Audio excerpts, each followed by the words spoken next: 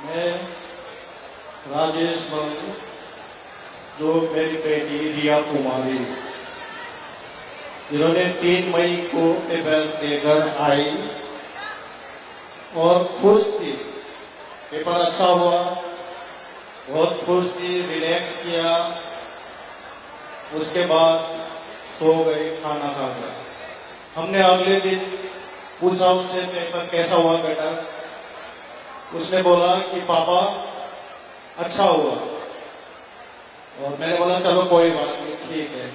बहुत खुश थी। फिर 2-4 दिन के बाद जब ये मैसेज आया कि पेपर लीक हो गया, तो मैं घर आया तो मुझे मेरी बेटी ने मोबाइल दिखाया और बोला कि पापा पेपर लीक हो गया। मैंने बोला अरे नहीं, पेपर लीक नहीं हुआ होगा, ऐसी वो खबर झूठी होगी। उसने बोला नहीं नहीं पापा, पेपर लीक हो गया।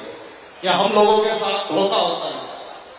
हाँ, हमेशा ऐसे लीक हो जाता है और हम लोग मेहनत करते हैं, लेकिन नतीजा हम लोगों के फेवर में नहीं आता कभी। तो परेशान हो गई। फिर बोला कि दोबारा पेपर होगा। दोबारा पेपर के उसमें वो थोड़ा चिड़चिड़ हो गई।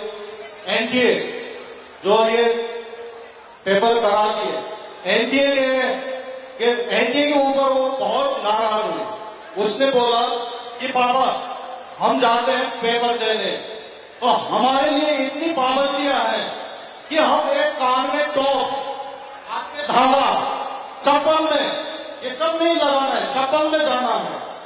लेकिन ये लोग लीक कर देते हैं ऊपर से पेपर। ऐसा क्यों होता है? मैंने बोला बेटा ये जो सिस्टम खराब है, इस सिस्टम को हम नहीं बदल सकते। तू परेशान मत हो, अपना टेंशन मत ले। लेकिन वो उसका वो जो थी वो 10 घंटे पढ़ती थी। शाम को 6 बजे वो अपना खाना खा लेती थी। खाना खाकर वो ज्यादा कुछ ना खा के खाली फ्रूट जूस पीती थी। बोलती थी पापा नींद आ रहा है, इसलिए नहीं खाती।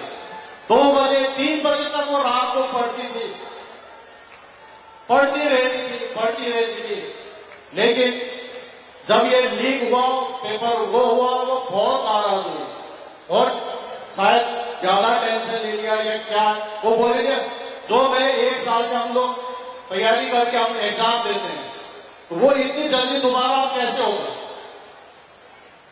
अब मैंने तो समझाया उसे, बेटा आगे कुछ वो मत कर, टेंशन ज्यादा मत ले, रहने दे बेटा, अब सबके साथ ही हुआ है।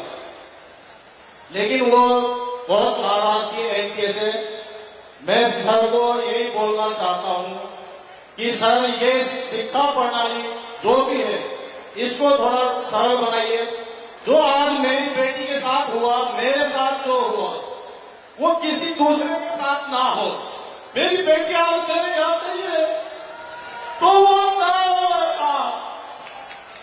सर आज संसद में आवाज उठाइए और ये न्याय दिलाइए सबको, ऐसा किसी बच्चे के साथ ना हो। मैं बस ये आपसे विनती करता हूं सर, मेरी बेटी मुझे बहुत प्यारी थी, तो मैं नहीं दे पा रहा हूं उसके बिना, बहुत मुश्किल से जी रहा हूं।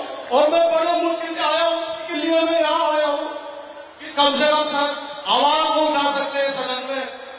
आज कितने दिन हो गए, लेकिन ये मैं वही देख रहा था कि मेरी बेटी के साथ साथ और भी बच्चे हैं जिन्होंने अपनी जान दी है। उनके लिए एक मैसेज बन है कि श्रद्धांजलि नहीं है, उनको एक कुछ मैसेज नहीं है। कम से कम आप इस्तीफा मत दो, कम से कम श्रद्धांजलि तो दे दो बच्चों को।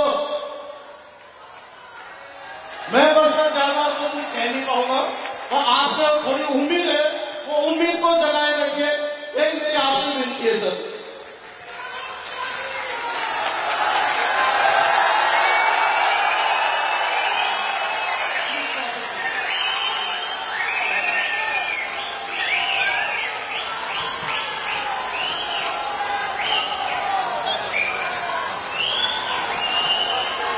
तो अगर आप ये वीडियो YouTube पर देख रहे हैं तो हमारे चैनल को सब्सक्राइब कर बेल आइकन दबाएं और Facebook पर देख रहे हैं तो हमारे पेज को लाइक करें।